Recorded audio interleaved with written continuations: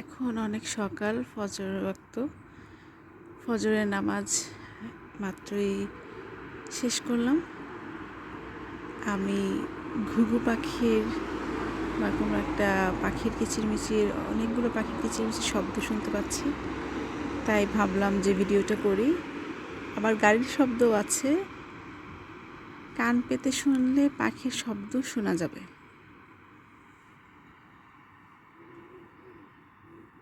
এই যে পাখির শব্দ হচ্ছে।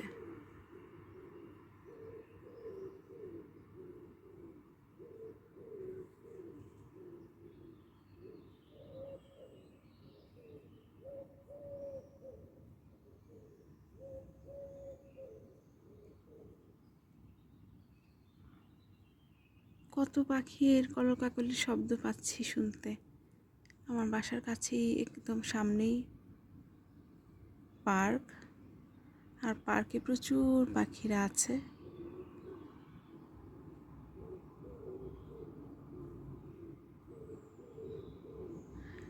তাই ভাবলাম যে আপনাদেরকে শোনাই পাখির শব্দ।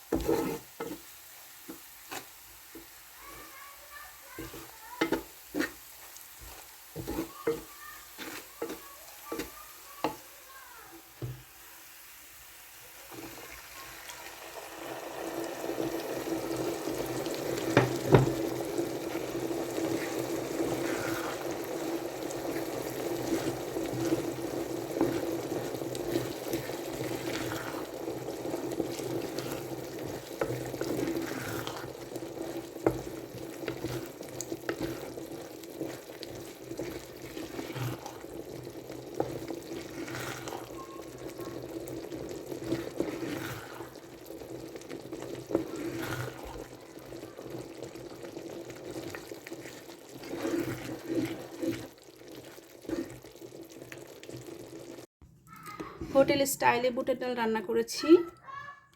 খুবই টেস্ট, খুবই ভালো হয়েছে।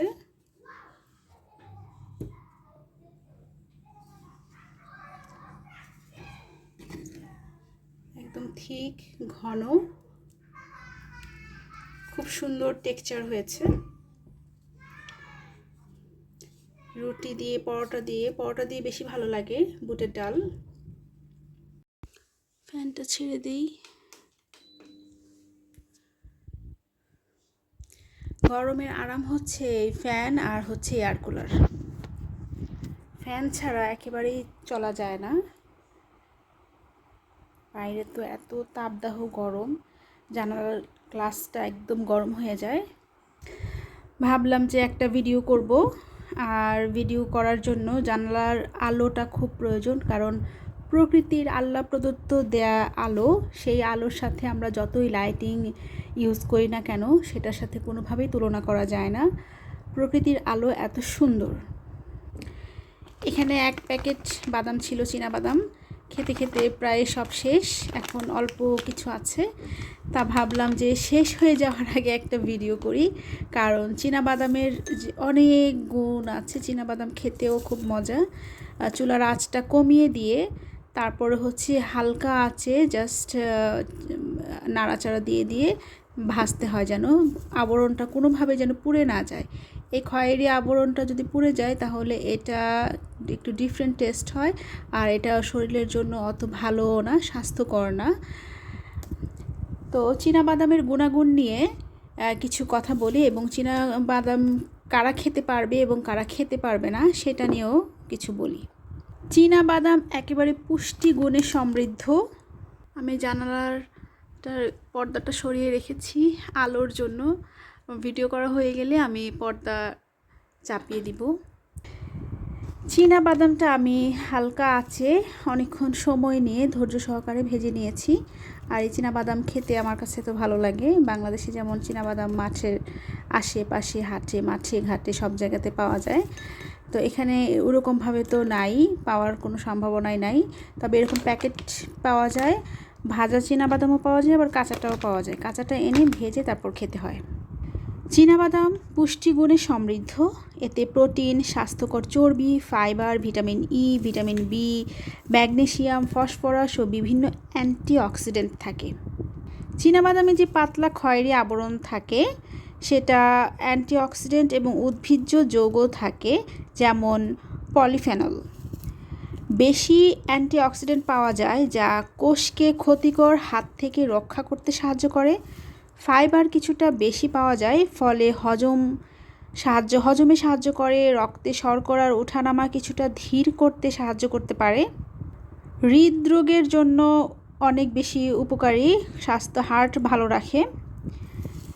বাদামের মূল পুষ্টি থাকে হচ্ছে চীনাবাদামের মূল পুষ্টি স্বাস্থ্যকর চর্বি এবং ভিটামিন, খনিজ প্রায় একই রকমের থাকে। অনেকের জন্য হজমে একটু আরামদায়ক হতে পারে, তবে সবার জন্য হজমে আরামদায়ক কিন্তু না। স্বাদ আমরা সবাই জানি, তবে সবচেয়ে ভালো হচ্ছে খয়েরি আবরণ সহ খাওয়াটাই হচ্ছে সবচেয়ে বেশি উপকারী, কারণ এতে অতিরিক্ত অ্যান্টিঅক্সিডেন্ট, ফাইবার পাওয়া যায়। তবে যদি খোসা খেলে অস্বস্তি, গ্যাস বা হজমের সমস্যা হয় তাহলে খোসা ছাড়িয়ে খাওয়া যেতে পারে। প্রতিদিন এক মুঠো চীনাবাদাম খাওয়াই যেতে পারে, তবে প্রতিদিন খেতে ভালো লাগবে না। প্রতিদিন কোনো খাবারই খেতে ভালো লাগে না, যত মজার খাবারই হোক একটু ডিফারেন্ট ওয়েতে খেতে হয়। তবে অল্প অল্প করে চীনাবাদাম এক মুঠো যদি না হয়, অ্যাটলিস্ট 4-5টা চীনাবাদাম খাওয়া স্বাস্থ্যের জন্য অনেক ভালো। তবে যাদের অ্যালার্জি আছে তারা চীনাবাদাম তাদের জন্য বিপজ্জনক হতে পারে, সম্পূর্ণ তাদের এড়িয়ে চলা উচিত। আর অতিরিক্ত লবণযুক্ত বা ভাজা বাদামের চেয়ে সাধারণত শুকনো বা ভাজা বাদাম বেশি স্বাস্থ্যকর।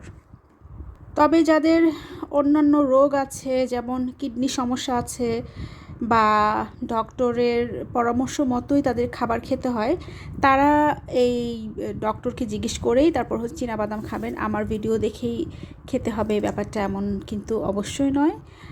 আর সংবিধিবদ্ধ সতর্কীকরণ, চীনাবাদাম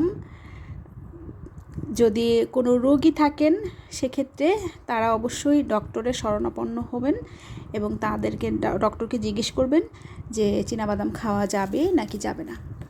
ডক্টরের বারণ হলে তো অবশ্যই চীনাবাদাম খাওয়া যাবে না। যেমন আমি চীনাবাদাম খোসা ছাড়িয়ে খেতেই আমার ভালো লাগে, আমি খোসা ছাড়িয়েই খাই। বিসমিল্লাহ, খুবই মজা।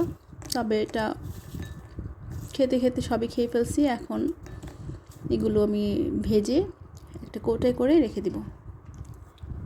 আমার ভিডিও টপিক অনুযায়ী ভিডিও করা হয়ে গেছে। এখন আমি পর্দা চাপিয়ে দিব, কারণ প্রচণ্ড তাপ আসতেছে গ্লাস দিয়ে। এটা হচ্ছে আমার সিজার, এটা খুব জরুরি সিজার। এটা দিয়ে আমি সুতা কাটি, কারণ আমি একটু সুই সুতার কাজ করি। সুই সুতার কাজ করার জন্য একটু সুতা কাটতে হয়, এই জন্য এই সিজারটা। এই যে আমার বাসা একদম অন্ধকার হয়ে গিয়েছে।